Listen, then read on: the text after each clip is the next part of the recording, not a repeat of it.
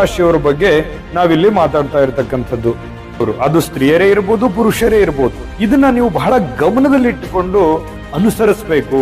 ಗಮನದಲ್ಲಿಟ್ಟುಕೊಂಡು ಅನುಸರಿಸಿದಾಗ ಬಹಳಷ್ಟು ನಿಮ್ಮ ಜೀವನದಲ್ಲಿ ಪರಿವರ್ತನೆ ಅನ್ನುವಂಥದ್ದಾಗುತ್ತೆ, ಬಹಳಷ್ಟು ಪರಿಣಾಮಕಾರಿಯಾಗಿ ಕೆಲಸ ಮಾಡುತ್ತೆ ಅನ್ನುವಂಥ ಭರವಸೆಯನ್ನ ನೀಡುತ್ತಾ ನೋಡಿ. ಮೇಷರಾಶಿಯವರು ಬಹಳ ಮುಖ್ಯವಾಗಿ ಈ ಸಿಹಿ ರೊಟ್ಟಿಯನ್ನ ಹಸುವಿಗೆ ಆಹಾರವನ್ನ ನೀಡತಕ್ಕಂಥದ್ದು. ರೊಟ್ಟಿಯೋ ಅಥವಾ ಏನೋ ಹಸು ತಿನ್ನತಕ್ಕಂತಹ ವಸ್ತುವನ್ನ ಆಹಾರವನ್ನಾಗಿ ನೀಡ್ತಕ್ಕಂಥದ್ದು, ಹಸುವಿಗೆ ಆಹಾರ ನೀಡ್ತಕ್ಕಂಥದ್ರಿಂದ ಬಹಳಷ್ಟು ಉಪಯೋಗ ಆಗ್ತಕ್ಕಂತಹ ಸಂದರ್ಭಗಳು. ಜೊತೆಗೆ ಮೇಷರಾಶಿಯವರು ಯಾರಿಂದಲೂ ಕೂಡ ಯಾವುದೇ ವಸ್ತುಗಳನ್ನ ಉಚಿತವಾಗಿ ಪಡಿಬಾರದು.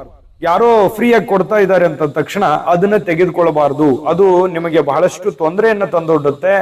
ನೀವು ಏನೇ ತೆಗೆದುಕೊಂಡ್ರು ಕೂಡ ನೀವು ಕೆಲಸ ಮಾಡಿ ಅಥವಾ ನೀವು ಪ್ರಯತ್ನ ಪಟ್ಟು ನಿಮ್ಮ ಪ್ರಯತ್ನಕ್ಕೆ ಅನುಸಾರವಾಗಿ ತೆಗೆದುಕೊಂಡಿರತಕ್ಕಂತ ಸಂಪತ್ತು, ದುಡ್ಡು ಮತ್ತಿತರ ಏನಾದ್ರೂ ಇದ್ರೆ ಅದು ನಿಮ್ಮ ಉಪಯೋಗಕ್ಕೆ ಬರುತ್ತೆ ವಿನಃ ಆದ್ರೆ ಉಚಿತವಾಗಿ ಕೊಟ್ಟಿರತಕ್ಕಂಥದ್ದನ್ನ ಯಾವುದೇ ಕಾರಣಕ್ಕೂ ತಾವು ತೆಗೆದುಕೊಳ್ಳಬಾರದು. ಅದು ನಿಮಗೆ ಒಳ್ಳೆ ಫಲಗಳನ್ನ ತಂದು ಕೊಡೋದಿಲ್ಲ. ಇದನ್ನ ಬಹಳ ಗಮನದಲ್ಲಿ ಇಟ್ಕೋಬೇಕಾಗತ್ತೆ.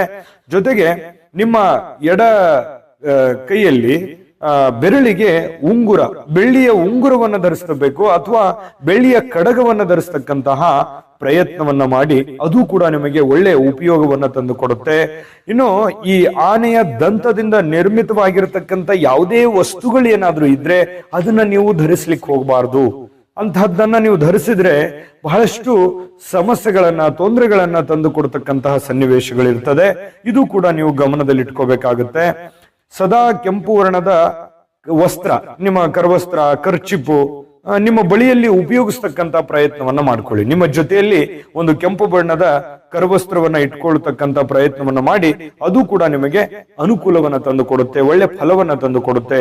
ಜೊತೆಗೆ ಸಾಧು ಸಂತರು ಅಥವಾ ಗುರುಗಳು, ತಂದೆ ತಾಯಿಗಳ ಸೇವೆಯನ್ನ ಮಾಡ್ತಕ್ಕಂಥದ್ದು. ಮೇಷರಾಶಿಯವರು ಇದನ್ನ ಬಹಳ ಅಂದ್ರೆ ಬಹಳ ಗಮನದಲ್ಲಿ ಇಟ್ಕೋಬೇಕಾಗತ್ತೆ. ತಂದೆ ತಾಯಿಗಳ ಸೇವೆ ಮಾಡುವಂಥದ್ದು, ಸಾಧು ಸಂತರ ಸೇವೆ ಮಾಡ್ತಕ್ಕಂಥದ್ದು, ಗುರುಗಳ ಸೇವೆಯನ್ನ ಮಾಡ್ತಕ್ಕಂಥದ್ದು, ಅವರಿಗೆ ಗೌರವದಿಂದ ಕಾಣತಕ್ಕಂತಹ ಪ್ರಯತ್ನವನ್ನ ಮಾಡಿ ನಿಮ್ಮ ಜೀವನದಲ್ಲಿ ಬಹಳಷ್ಟು ಬದಲಾವಣೆಗಳನ್ನುವಂಥದ್ದು ಕಂಡು ಬರುತ್ತೆ. ಇದನ್ನ ರೂಢಿಸ್ಕೊಳ್ಳುವಂತಹ ಪ್ರಯತ್ನವನ್ನ ಮಾಡ್ಕೋಬೇಕು. ಜೊತೆಗೆ ಈ ಸಿಹಿ ತಿಂಡಿ ಅಥವಾ ತಿನಿಸು ಹಾಗೂ ಪದಾರ್ಥಗಳ ವ್ಯಾಪಾರ ಏನಾದ್ರೂ ಮಾಡ್ತಾ ಇದ್ರೆ ಅಷ್ಟೊಂದು ನಿಮಗೆ ಒಗ್ಗಿಕೊಳ್ಳೋದಿಲ್ಲ, ಅಷ್ಟೊಂದು ಲಾಭವನ್ನ ತಂದು ಕೊಡೋದಿಲ್ಲ. ಇದು ಕೂಡ ನೀವು ಗಮನದಲ್ಲಿಟ್ಕೋಬೇಕಾಗತ್ತೆ.